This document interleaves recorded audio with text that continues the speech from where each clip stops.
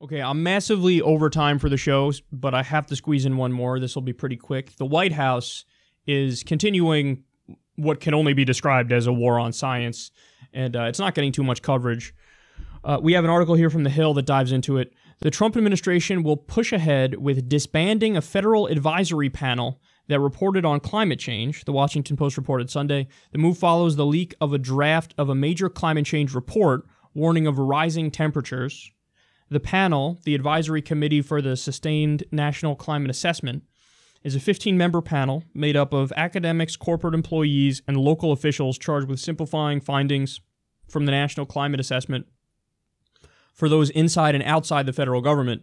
The group worked on the National Climate Assessment, the mandated quadrennial report that was leaked last month as a draft.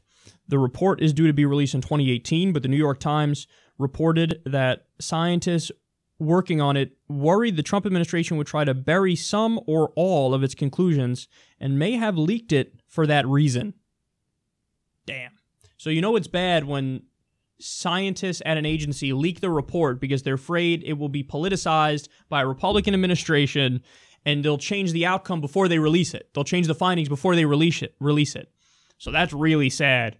But now, again, they're saying, yeah, we're going to disband this federal advisory panel that, simplifies the explanation of what's happening with climate change. Get rid of that. Gee, I wonder why they're doing that. Because they don't want that information out there. This isn't a surprise. Trump picked the head of the EPA is Scott Pruitt, a guy who sued the EPA 14 fucking times. A guy who doesn't believe in climate science. Trump, same thing, doesn't believe in climate science. And this is a very interesting situation with Trump in this respect. Most Republican politicians, I think they probably know deep down that they're wrong, but they're such corporate whores that they take the money from ExxonMobil, they take the money from big oil, and they do the bidding of big oil while they know that they're kind of wrong. Trump, I think, is dumb enough to genuinely think, yeah, climate change is a hoax. Big science is perpetuating a hoax here. That's what's happening. Right. What's more likely? The scientists are so greedy with their $40,000 grants. Or, I don't know, big oil with their $4 billion worth of subsidies every single year. That they're the ones who are trying to muddy the waters and raise a question about the debate because all they need to do to win is raise a question.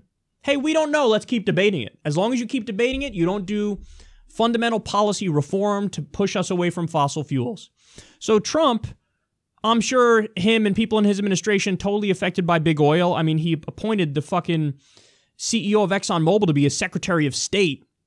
So totally affected by big oil. But I also think he's just dumb enough to believe all the stupid conspiracy theories about climate science being a hoax. So this is a uniquely pathetic administration on science issues, and they couldn't make it more clear.